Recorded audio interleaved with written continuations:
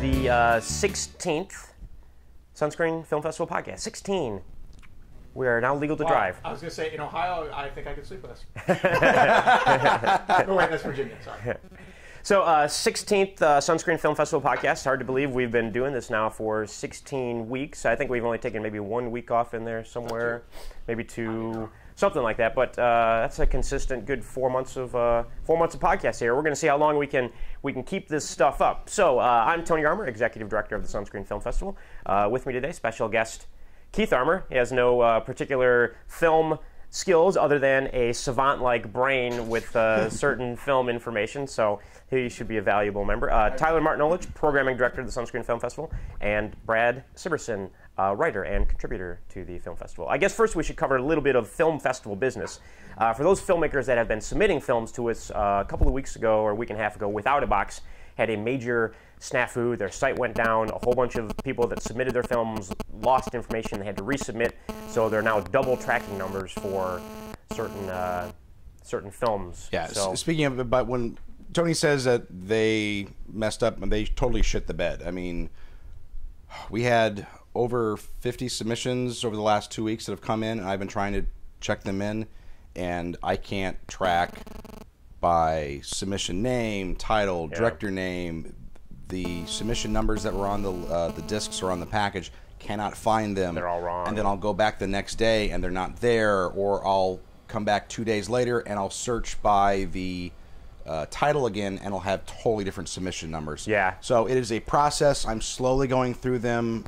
I will get them checked in eventually, but it is a mess for right now. and if you do get a new submission number, please send us an email and let us know what the new submission number is. And I've been forwarding those emails to you so that we can keep track and get everything logged in the way that we need to, because it's been a mess. So that aside, coming up at the end of this month, it is November 11th right now. November 30th to December 2nd, Chris Wyatt, as we've been pimping for a while here, is going to be in town to do a 3-day filmmaking workshop. Chris Wyatt, one of the producers of Napoleon Dynamite, a writer on the Avengers animated series and the Ultimate Spider-Man animated series on Disney XD. I believe he's also writing on Teenage Mutant Ninja Turtles right now. And he is set to direct a supernatural western with Lionsgate called Rio Sangre, starring William Levy and Alexa Vega. So we will have Chris on the podcast when he is in town here. But go to our website, sign up for that podcast, or sign up for that workshop rather, and we hope to see you there. So I guess we can just get started with our usual stuff. One of the things I wanted to talk about this week, the new Hobbit movie is going to be coming out soon. And I didn't necessarily want to talk about the new Hobbit movie because we can talk about it maybe when it comes out or whatever. But there is a company called Asylum Entertainment. They're a low-budget, direct-to-home video sort of company that does rip-offs of popular movies that happen to be coming out at the time when other movies are coming out. God bless them. So, for example, mere 2 days before the Hobbit film comes out, they're coming out with a film called Age of the Hobbits. And so, of course, now they're embroiled in a lawsuit with... Well, they might have trouble with that title, but they've gotten away with a lot of other stuff. Yeah, so for example, Brad, I'm sure you're familiar with them. Yes, when Transformers came out, they jumped the gun a week early with Transmorphers. That is correct, yes. They released Snakes on a Train, which is terrible, of course. I guess Abraham Lincoln Vampire versus Hunter. Vampires. What was the name of that movie? It kind of Abraham Lincoln Vampire Hunter. No, I think it was Zombie Hunter or something. No, it's Abraham Lincoln Vampires, but they made Abraham Lincoln versus Zombies. Right, yes, exactly, taking advantage. So they if there's a popular movie coming out, they're going to do some twist on it, especially if it's something like, well, they tried to do it with Battleship and about lost their pants, so they had to, instead of calling it American Battleships, they were forced to change it to American Warships. They also made, which I think is great, Titanic 2. Push the volume all the way down on that. Which was brilliant. That is brilliant because you can't. Right. You can't. And they hedged their bets by making the ship called the Titanic too. So right. The ship. Have they tried to do anything with the Twilight series yet? Like Twilight? Undoubtedly, but I don't. I'm sure. I haven't looked at their library to see exactly what they're doing. Like consistent. They actually, the only one of theirs I watched that had any real fun to it was Nazis at the Center of the Earth. They also did when the Thor movie came out. They came out with Almighty Thor. Oh my, that I just watched that recently. Oh, did you? I'm working on, and that really, even by their low standards, that bottoms out. I mean, I think it climaxed with Thor and Loki having a fist fight in a parking lot. I mean, my cousin does that. I mean, what the hell? Well, I mean, is it pretty much completely separate actors? Is it the same? Oh yeah, of course. Same storyline? Do they change it a little? No, bit? no, it's completely different stuff. Like, for example, this Hobbit film. I'll read you the sort of the line here. In an ancient age, the small, peace-loving hobbits are enslaved by the Javamen, a race of flesh-eating dragon riders.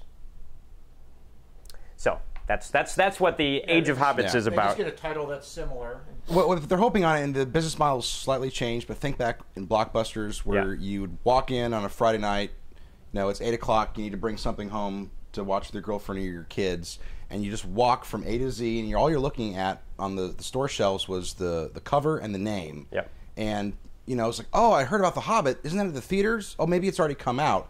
And they're hoping that you're confused enough that you pull it off the shelf and you rent it. Or you send your girlfriend to get Terminator 2, and she's like, Alien Terminator, I think that's what he wanted. Right. Same thing. Right. And now the business model's just switched to Netflix and streaming. You do the same thing, with your Xbox controller or your online or whatever, and you're just flipping through and like, oh, I remember that. Where did that come from? That shouldn't be out yet, but it is. So you download it, and they got your money already. Right. So. Well, and the thing too is even if you know that's not the name of the movie, you're like, oh, it's similar. It's a Hobbit movie. Yeah. I'll watch a Hobbit movie, and you think and then it ends up being completely different. But it's the same exploitation model people have been using for years. Oh yeah. Which it's just fun. It's fun stuff. They're just the masters at it. I mean, I don't know how they know the release schedule so far in advance, but when a movie comes out within days, it's out as well. Yeah. They're really good at I've that. never really heard of them. That's why I was Yeah, asking. their stuff is pretty consistently poor. Is the problem. But every once in a while, like I said, they'll grind out a fun one. Like, I cannot remember what Nazis at the Center of the Earth was ripping off. Probably that The Rock did that Journey to the Center. Yeah. I think that was it. Well, and they also did, there was when the movie Battle Los Angeles came out, it was Battle, Los Angeles.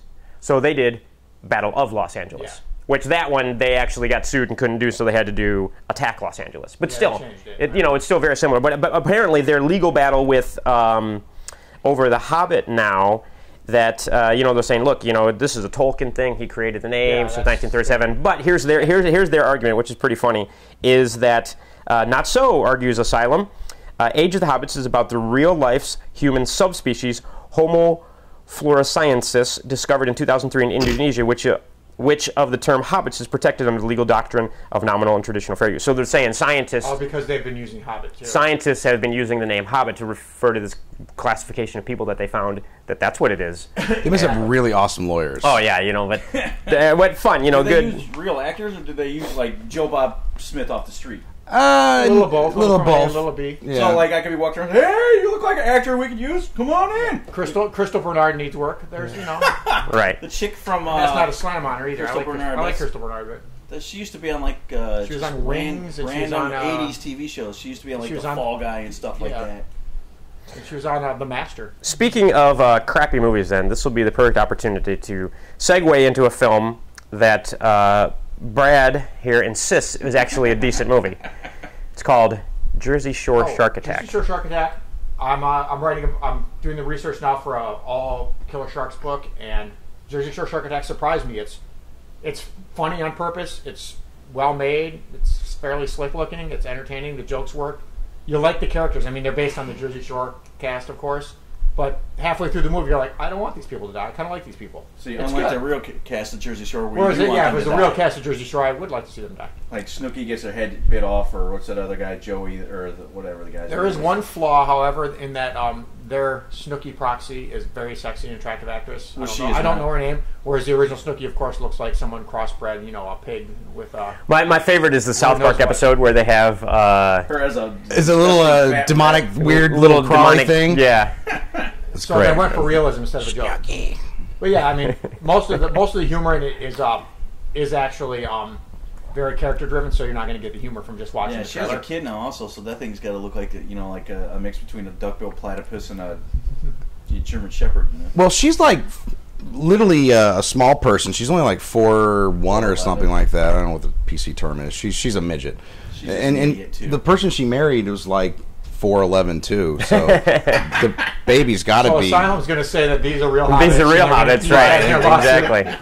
Yeah, but literally, I mean, great one-liners in this. Great character, literally good character comedy. It's funny. It's a well-written movie. It's got Joey Fat One in it from what's Fatone from We Stink or In Sync or NSYNC, yeah. In Sync, that's it. So yeah, if you like fun, goofy movies, here's one that's like you'll rent and you'll actually enjoy it for what it's supposed to be. It's fun, and it's got some good like old actors in it doing some of their parts. Jersey Shore. This was a Sci-Fi Channel thing, right? Yeah, I'm sure. And the funny thing is, it was directed by Fred Olen Ray, and that name does not equate to quality any way you look at it. So going then on the weird shark movies. You guys were just before we started the podcast. They were talking about this. I was like, don't waste valuable discussion before the cameras start rolling.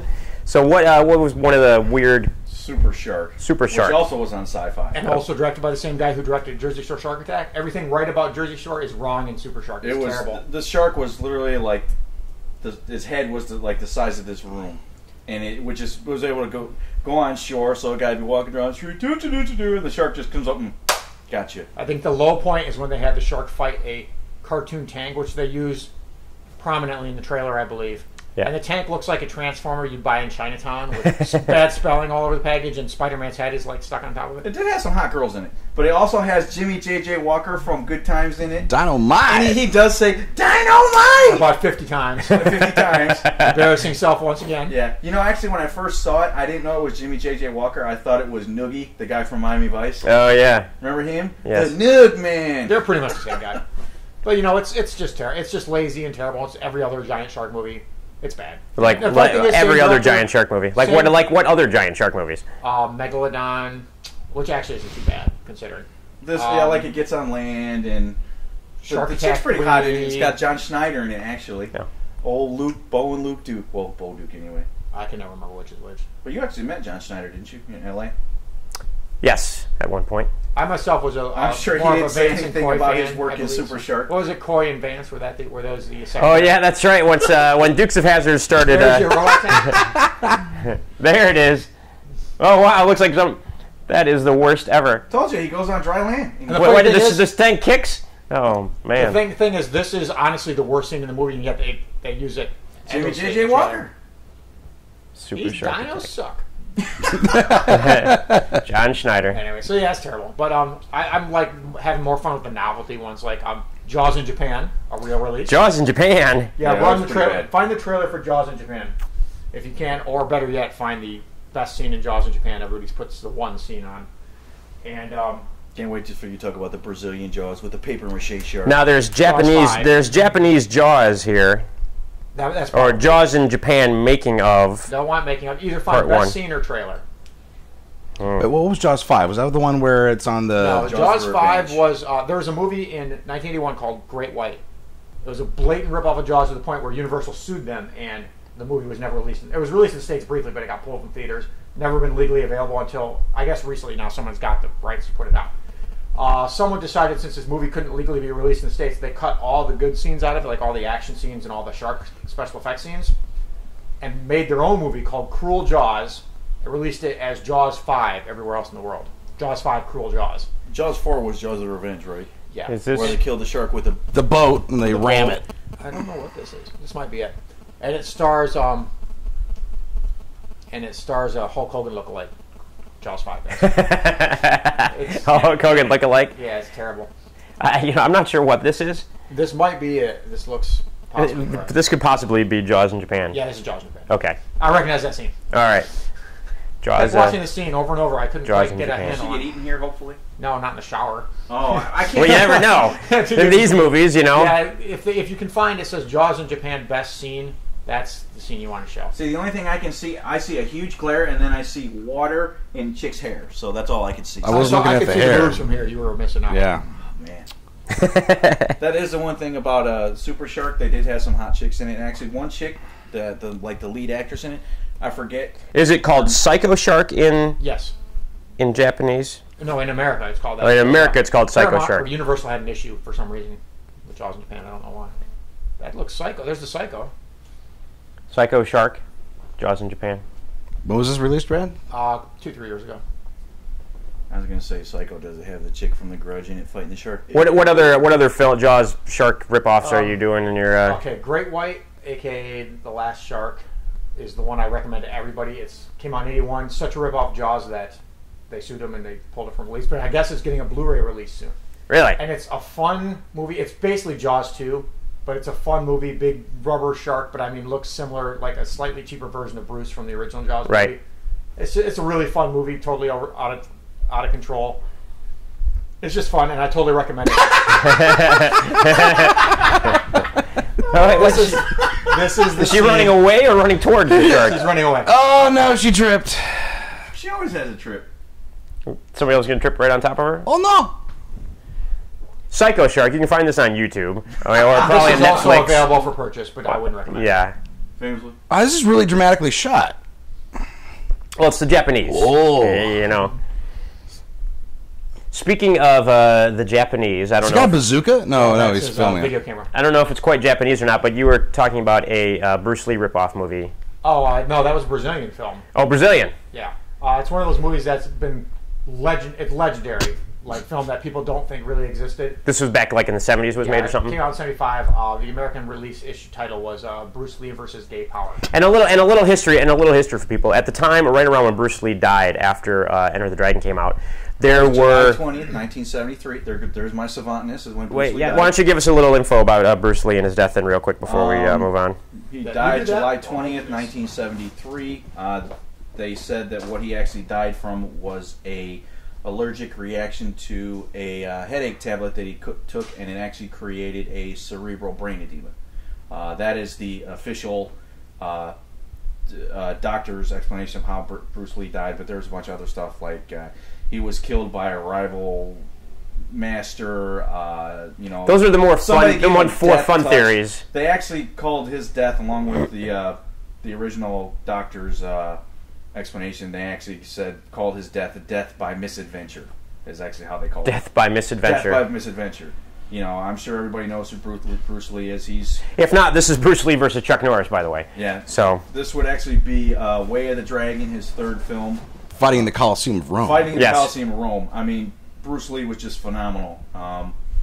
He's, the guy was just, and when he died, he was only 128 pounds, but, they said he could bench press 300 pounds, and he could do, like one finger push-ups and do like 50 of them, and the guy was extremely strong and just, way before his time. I mean, he's the reason that... yeah, there's a lot of documentaries about Bruce Lee out there and about what he's done and what he did for Asian actors and a lot of other that's things. just the thing. But at the time after he died, then all of these companies came out with all of these ripoff. Bruce Lee spelled L-E-I, Bruce Lei, Bruce L-E-I. Bruce Lee with one Dragon E, Lee was another one. Dragon Lee. Dragon So they Lee. came up with, and so there were all these look-alike Bruce Lee actors, and they just started pumping out all these crazy Bruce Lee films, basically. Called Bruce Ploytation. Bruce Ploytation. Exploitation. Bruce Ploytation. And it was literally, I read something and said it was actually from like 74, 75 to the early 80s, 81 or 82 was this huge Bruce Lee slam. And actually, it's funny, I didn't know this, but actually Jackie Chan was actually a stunt double and actually like an extra in one of Bruce Lee's films. And that's actually how Jackie Chan actually got started doing his martial arts, because he was a huge Did fan. Jackie Chan do any Bruce Ploytation movies? I think he actually did. I mean, I'm not really up on a lot of Jackie Chan's films, but I know the reason he actually got into it was because he was a extra in one of Bruce Lee's films. Don't quote me on this. I'm not 100%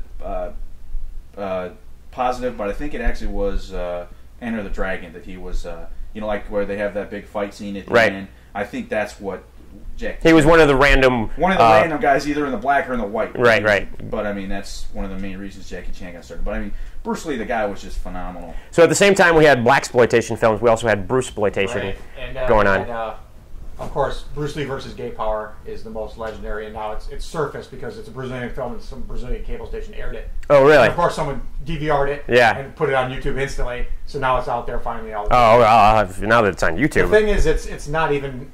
It wasn't originally meant to be a Bruceploitation film at all. It's actually a parody of the Kung Fu TV series. But of course, they just latched onto it. Another random bit of useless information for you is actually the original star for the Kung Fu series was not supposed to be David Carradine. It actually was supposed to be Bruce Lee.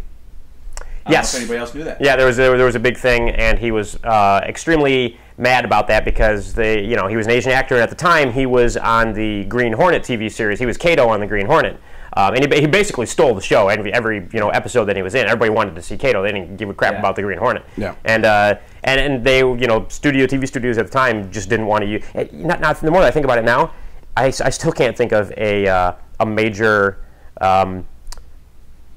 TV series or even a minor TV series on Asian cable actor. with a lead Asian actor. Can anybody think of a lead Asian actor in? A lead Asian actor? Sulu from Star Trek, but he's not lead by any Actually, means. I read something about this also. Dean Cain actually has part Asian descent in him, so Lois and Clark.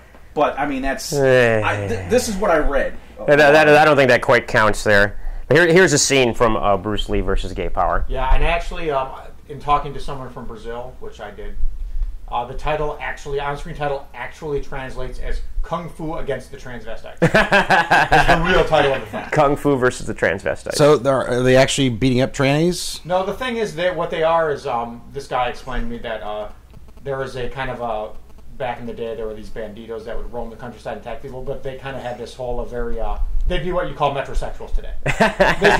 They dressed very like proper, and they were very fancy. So what? Bruce Lee versus Tony. Yeah, but they were heterosexual. They were raping women all left and right. But they always dressed in loud clothing and dressed like fancy, almost dressed like Gasparilla Parade pirates. Right. And they would always like manicure themselves and would do their nails and stuff. But they were straight, and they were just, that's just their weird This thing. dude just popped the balls out through his mouth. That was amazing. But why is a tranny right now, or a metro, whatever you want to call it, beating up like Pancho Villa in like Civil War era clothing? Those are the bandits, and that's how they really dressed, I guess, historically. And the guy who looks the gayest of all of these people is actually the hero who is supposed to be the Kung Fu proxy. He's even wearing a David Carradine Kung Fu shirt if you look closely. How bizarre. But it's actually, the thing is, this is actually a Is that comedy. it speeded up in fast motion? Yeah, there? this is actually a comedy. And even though it's not in, it's in Portuguese, but you can just tell from the way it's shot and from some of the like physical jokes that it's meant to be satire, like right. Wrestler's Rhapsody type movie. There's even a scene where the lead pirate is like using his hands as a telescope, and when they cut to the telescope vision, you can see like his thumb. It's genuinely funny. That's funny. I do have to throw This something is out. another Bruce exploitation film here with another Bruce. Which one is this? I don't know. He's fighting a bull. Yeah, there's actually something I do also want to read something, said something about speeding up the camera.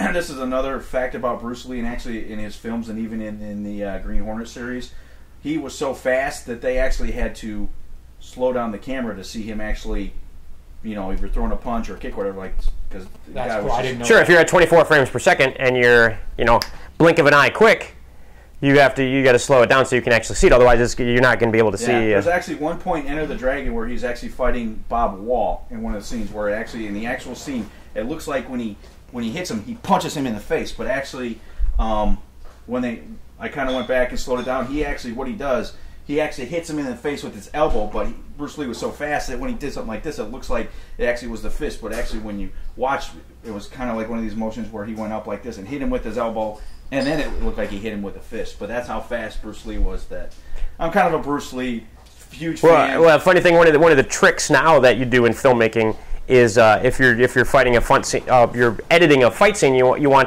remove one frame right before the fist hits the face or whatever like that, so it actually speeds it up and gives it that quick last second pop that you don't realize because it's only one frame out of 24 frames or 30 frames per second. So they didn't have to do that with Bruce Lee. They actually had to do the opposite. Do the opposite because he was so fast. Now, of course, I can't remember. I didn't know we were going to talk about this. I cannot remember the name of because you don't want to see Bruce Lee versus Gay Power. It's boring as hell.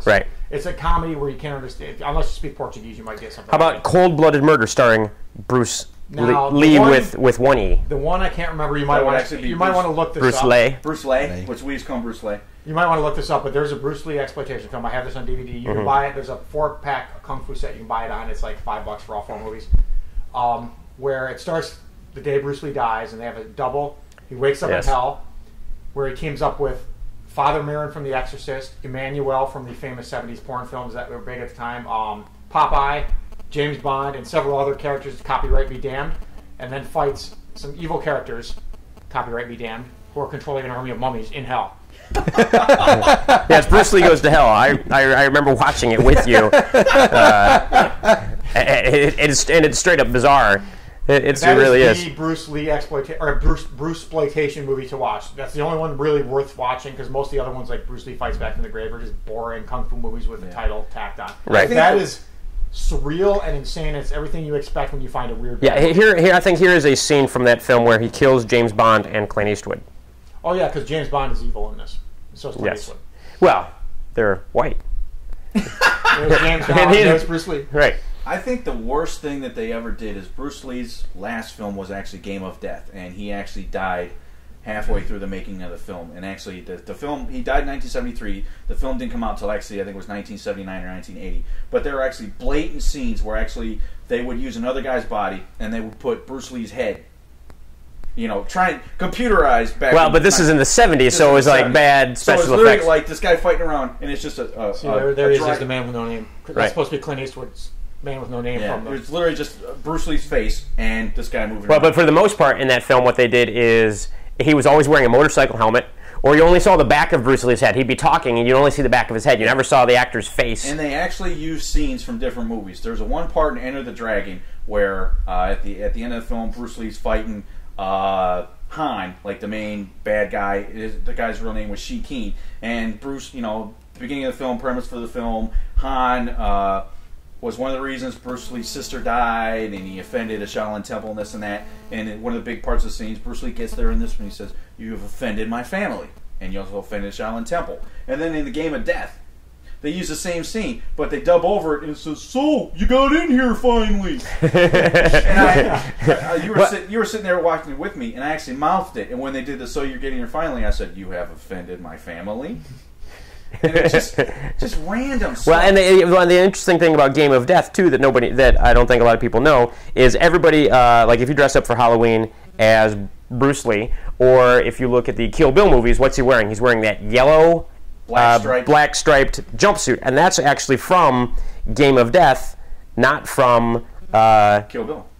Not from any of his earlier films like Enter the Dragon, where they're actually he did. So this is the film that is like the most iconic outfit that he wears is from a movie that it was only halfway because he died halfway through the film. He actually did do some filming with Game of Death. This is actually Dan Inosanto. That's actually one of Bruce Lee's very, very good friends, and they were friends for years and years and years. And actually, after Bruce Lee died, Dan Inosanto actually took over Bruce Lee's school, the School of Jeet Kune Do, or I'm not sure about the name. And he actually, that's Bruce Lee's fighting style that he created. And Dan Inosanto actually still teaches it to this day. And Dan Inosanto is in his 60s or older. And the thing about that thing for this film too is they actually filmed most of the fight scenes first. Yeah, they did before they did anything else. So you actually have Bruce Lee fighting Kareem Abdul-Jabbar in this film too. He's like the film is almost like a video game. Like video games evolved because of the way this film is set up. There's actually a video game that actually set up this way. The worst thing. Well, most video games are because it's where you go through a level, a level or a stage, and then there's the big boss you have to fight at the end. That kind of comes from Game of Death because he had to go from level to level in this building, and each level is the big boss is just sitting there waiting for him to get there. And so video games basically stole that from Game of Death, and that's sort of the evolution of how that came around. The worst thing about the Bruce Lee film is actually when he fights Kareem Abdul-Jabbar that they couldn't get away with now because of the way things are and being politically correct and things like that. Is actually one of the shots Kareem Abdul-Jabbar kicks Bruce Lee in the chest, and actually Bruce Lee gets up, and then there's a big black footprint on his chest. They could do that now, I'm sure. Well, I'm just saying they did it back then because it was the 70s, and He's barefoot. He could have like that. dirty feet. Yeah, but that wasn't the thing back then. It was because he was a black guy. It was the early 70s. Just like in Enter the Dragon, where like the black guy's his name was Jim Crow. No, I forget his name. He was the main African American star in Enter the Dragon. I forget his last name, Jim something. But actually, I know who you're talking about. Yeah. But there's one part where he's just walking to go get his, he's walking in the night and these cops pull him over for no reason at all. Where you going, Jig? Jig. I haven't heard that since the 70s. Call him Jig, and then he's like, he doesn't say nothing, puts his bags down, and the guy gives him his ticket. And he's like, "Oh, he's going to Hawaii." Cop pulls out his billy club. He's like, "He's not going to Hawaii." Because they were racial profiling. Racial profiling back then. It was the early 70s. Yeah, you're right. Oh, is that the footprint? Yep.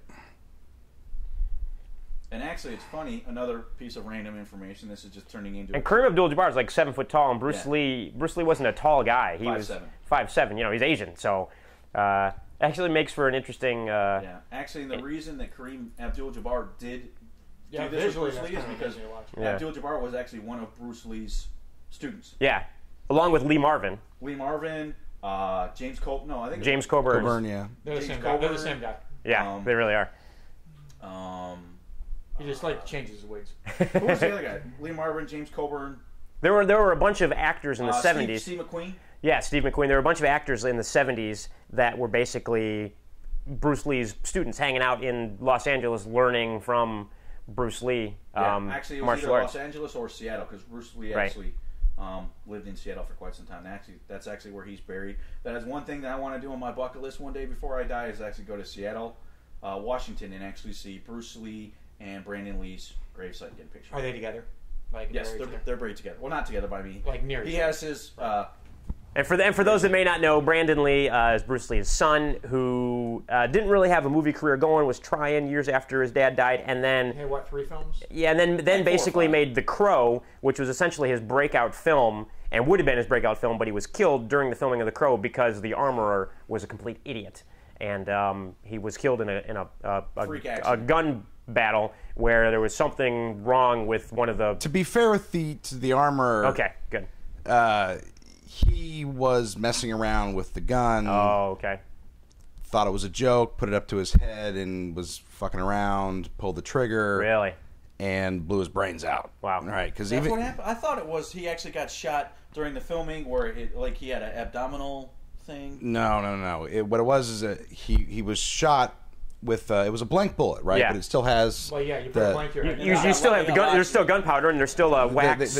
Well, it was the casing powder, so it still got lodged all over him, Right. And it did lots of damage. Yeah, when blanks go off, it's still no joke when blanks go off. We were shooting a scene for a little short film where we're using blanks, and I was somebody that gets blown away, and you can feel from here to Tyler, whoever else, if they're pointing the gun at you, even though it's blanks, there's still the explosion, the force of the gunpowder coming out the end, and you can feel the pressure from it and the heat. Well, the scary thing is, especially on sets, because like the actors are sitting there shooting each other, and you're supposed to shoot away, off, yeah. right? But everyone else on set is with blast shields, Yeah. usually. Especially the camera guys, blanks they're are sitting so there. dangerous. Oh, yeah. And especially if it's a half or a full powder shot. I mean, it can take your head I off. thought Brandon Lee was actually killed. Like he got shot in the abdomen, and they couldn't stop the bleeding, and he actually died in the abdomen. Yeah, I had heard that as well. No. This was it was the armor shouldn't have let him have the gun,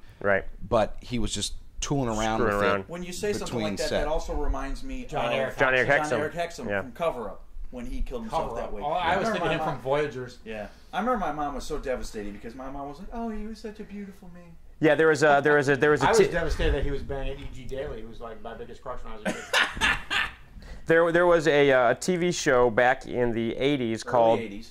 Cover Up, and it was about a modeling agency, and all of the models were Secret. undercover spies. I've never seen that. So of course it It was was actually a very cool show. it was hot chicks and one hot actor dude who You're gonna pull something up with John Eric. John Eric. Voyagers is out on DVD now, so people will probably remember who that guy is. Oh, yeah. Shannon Doherty's one of her first roles was on the Halloween episode of Voyagers. Really? And for those people who don't remember Voyagers, that was a really cool time traveling show back in the 80s. No, that's on DVD, so people. Can But I've not seen it. Oh wow, that is. So there's some old school. I don't even know what this is. So Is that from? let's see if we can pull up Voyagers. You couldn't find anything with Cover Up. Yeah, Watch that's John a Eric pretty Hexum. obscure. Voyagers will be on simply because, like I said, it's on DVD now. People can find Right. it. Somebody threw the trailer or the There you go. title sequence on. Yeah, this is the title. Well, turn the volume up for this. This is kind of it was a fun show for the title sequence here. Let's watch that real quick. And it was one of those shows that was educational too. Is that loud enough? You mean? No, that's good. That's good. Shit, I remember this. It was a cool show. It was on Sunday at 7 or 8 o'clock every year. Yeah. That's the educational content. And it had the goofy kid though. History along. Give it a push where it's needed. The guy's name was Bog. I remember that. He was named after the character from Around the World in 8 Minutes. When the Army's red, it means history's wrong. Our job is to get everything back on track. That kid, come on. Seriously. Nice hair, Bert. I'm not going to say my famous line that everybody knows because it's a little bit uncalled for. Yes. But that's the episode right there where Shannon Doherty got her started. That's one of her first. And then it goes green. Green light, kid. We did it. We did it. Oh shit. So there you go. That's So John you Eric can turn Hexon. the volume back down to They that. did Yeah. actually, not unlike Sliders, they introduced an evil Voyager at one point who was trying to mess up history. I remember. Yeah. So it was this weird time traveling show where these guys basically traveled through time, a la Sliders. Sliders I or was thinking more Sherman and Sherman. I was just gonna say Sherman and Peabody. Peabody. And it's It's a and little I don't know how that Peabody. little device knows that history is wrong and you've got to fix it. But It does. it does. It's got an app. It's got an app, right? Yeah. Or I guess or similar to one of the most. I guess it's not really a sort of Quantum Leap. Same kind Yeah. of. But Quantum Leap, Scott Bakula. Scott I was Bakula. always Scott disappointed Bakula's that they good never actor. could do these Quantum Leap. They wanted to do an episode where he hopped into Magnum PI. And then have Tom Selleck do a cameo when he looked in the mirror. That would be And he awesome. was going to be Magnum PI and do a Magnum episode. One of my all-time But favorite shows they also. couldn't quite get the clearance to do it. Love the Magnum shows. Magnum was awesome. Well, and for those people that again aren't familiar with Quantum Leap, I always we always start talking. And I always assume that people know what we're talking about, but I guess depending on how old you are, Quantum Leap was this really cool show where basically this It was guy. mid- to mid-90s. It was midnight. It was it was sort of a time traveling thing, but instead of the guy's body moving through time, essentially his consciousness would be transported into somebody else, and you never knew who it was until the beginning of the episode when he looked in the mirror to see whose body he got transported into. Sometimes it'd be a woman, sometimes it's an old man or a kid or a black guy Yeah, one or episode he was a monkey. or whatever, just random stuff. And It so was actually starred Scott Bakula and Dean Stockwell. so you would see Scott Bakula throughout the episode being himself, and then they would set up shots so that when you looked in the mirror or he walked past He the had to be mirror. wearing a wig and like women's clothing and makeup and stuff like that. Yeah, but when he walks by something, you would see the image of who the character really is, and everybody else saw him as this other person. So it was a fun. It was a cool show. And some of the times he actually did stuff. I think one episode he actually was John F. Kennedy. Some of the episodes he was actually people in history. No, actually, he wasn't John F. Kennedy. He was the guy who shot him. Yeah, no, he was. Oh, Lee Harvey Oswald. Yeah, no, that was with when they got really dark and like really intense It had for a that very- sort of thing. It had a very dark ending. Yeah. I mean, it got to it was like, and it got to the point where he was losing himself mentally, where he was becoming Lee Harvey Oswald, and he couldn't split and tell the difference between the two. And so it was cool stuff. Some pretty good writing. There was a really interesting thing I had always heard all the time. They always talk about the Halloween episode, how odd it is. Mm-hmm. And I watched it several months ago. It was on Netflix, and I watched it. And in that episode, he keeps getting led astray by his assistant there, Dean Stockwell's character. And in the end, it turns out Dean Stockwell's character isn't really Dean Stockwell. He was trapped in the present. He couldn't get back there to help. Right. It was the devil. Yeah. And he was the devil masquerading as Dean Stockwell's character and trying to steer him into making wrong choices and messing everything up. Right. And when it didn't work, the devil just kind of gave him this big speech about like, do you really think all this is happening for the, come on, there's more going on here than you have. And really, they dropped all this really heavy, dark, metaphysical, religious stuff in there, and then never really revisited it at the end. Yeah, and Dean Stockwell's what he was a hologram that would be projected that only he could see. he could see, and then from wherever he was at, there were computers where he's seeing how history is changing or what's happening. Is telling him, "We haven't fixed it yet. There's something wrong you haven't done yet. You still got to continue to find what's wrong and fix it or whatever." Right, and that was the whole conceit of the show, is that he gets teleported into these bodies, and then he has to figure out what it is about this person. He has to complete some sort of mission or figure out what the problem is. Generally, it was very. In fact, when the show was first pitched, there were never to be any famous historical. Right. It was always supposed to be just average Joe on the street, Jen on the street that you're supposed to fix their life. But as the show went on, they started doing like cheated a action little bit. stuff. Yeah. Now, one of my favorite Scott Bakula films was Necessary Roughness. I don't know if anybody remembers this. Necessary That was a great Roughness. film. And I don't know why or what. You realize it's a TV series now. Yeah, I know, but it's I don't know how they got I guess you can just use the same title, but Necessary Roughness, where Scott Bakula played a 30-year-old quarterback who goes back to college because he had never went to college, and Was technically eligible to play. but he was still eligible to play because that is our timer.